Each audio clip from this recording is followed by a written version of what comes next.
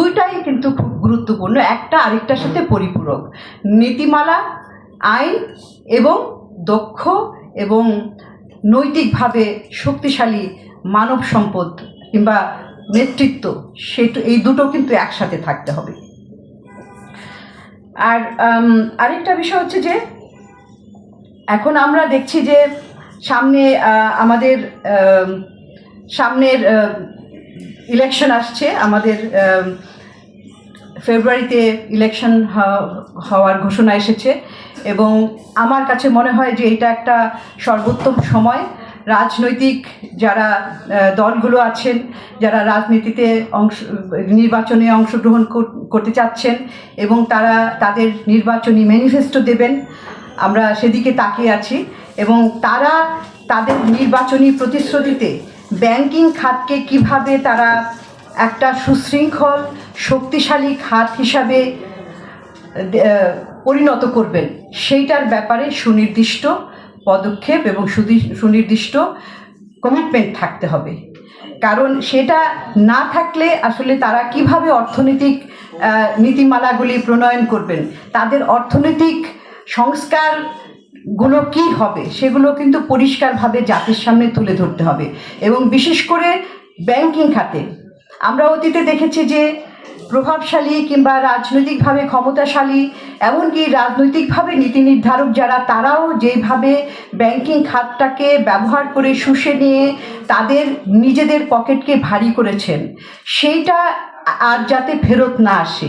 এবং রাজনৈতিক দলগুলোকে প্রতিজ্ঞা করতে হবে তারা কি এক সেট এই দৌরাত্ম্যপূর্ণ পুঁজিপতি থেকে আরেক সেট দৌরাত্ম্যপূর্ণ পুঁজিপতি তৈরি করবেন ব্যাংকিং সেক্টরের মাধ্যমে, নাকি জনগণের কল্যাণে ব্যাংকিং খাতকে ব্যবহার করবেন, ব্যক্তি খাতের উন্নয়নের জন্য ব্যাংকিং খাতকে ব্যবহার করবেন, কর্মসংস্থান সৃষ্টির জন্য ব্যাংকিং খাতকে ব্যবহার করবেন, মূল্যস্ফীতি নিয়ন্ত্রণের একটা হাতিয়ার হিসাবে কেন্দ্রীয় ব্যাংককে ব্যবহার করবেন, কিংবা ক্ষুদ্র এবং মাঝারি উদ্যোক্তাদের পুঁজি যোগানের জন্য ব্যবহার করবেন।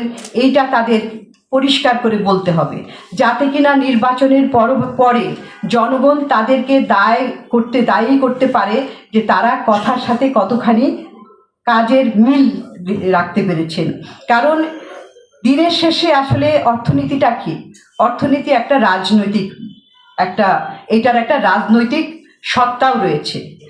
যে কোনো অর্থনৈতিক নীতিরটা দিনের শেষে রাজনৈতিক অর্থনীতি হয়ে যায়। এবং বাংলাদেশের ব্যাংকিং খাত না, শুধু আপনারা অন্য খাতে, আজকে আমরা ব্যাংক নিয়ে আলোচনা করছি, সেটা বিদ্যুৎ খাত বলি, সেটা আপনার প্রকল্প বাস্তবায়ন বলি, সেটা এমনকি রাজস্ব আহরণের ক্ষেত্রে বলি, প্রত্যেকটা নীতি এবং তার বাস্তবায়ন সেইটা রাজনৈতিক অর্থনীতির কবলের মধ্যে পড়ে যেয়ে কিন্তু তার চেহারাটা পরিস্ফুট হয়। এবং সেই চেহারাটা যদি ভালো না হয় তাহলে কিন্তু সেটা জনগণের কল্যাণেও আসে না, দেশেরও কোনো কল্যাণে আসে না।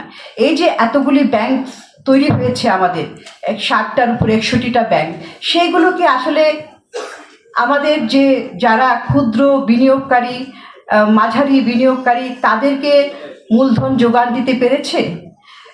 তো এই ব্যাংকগুলোর যে লাইসেন্স দেওয়া হয়েছিল সেগুলোর অর্থনৈতিক ফিজিবিলিটি যাচাই করে তো আর দেওয়া হয়নি। যুক্তি ছিল যে মানুষের ঘরে ঘরে ব্যাংক পৌঁছে যাবে, কিন্তু আমাদের ফিনান্সিয়াল ইনক্লুসিভনেস কি বেড়েছে? বাড়েনি। কিংবা আমাদের যে ক্ষুদ্র উদ্যোক্তারা, তারা কি পর্যাপ্ত ঋণ পেয়েছে? পায়নি। তো সেই জন্য তার বিপরীতে আমরা কি দেখেছি যে বড়রা ঋণ নিয়ে সেই ঋণ আর দেওয়ার কথা চিন্তা করেনি। তো এই জন্যই এখন আমরা একটা সন্ধিক্ষণে দাঁড়িয়ে আছি যে একটা রাজনৈতিক পট পরিবর্তন হয়েছে বাংলাদেশে এবং আগামীতে নির্বাচন হতে যাচ্ছে। সবাই আমরা লক্ষ্য করেছি যে কীভাবে ব্যাংকিং খাতটাকে দুর্বল থেকে দুর্বলতর করা হয়েছে এবং আগামী নির্বাচনে রাজনীতি যেই দল কিংবা যেই দলগুলো ক্ষমতায় আসবে তাদেরকে এই ব্যাপারে একটা পরিষ্কার প্রতিশ্রুতি দিতে হবে।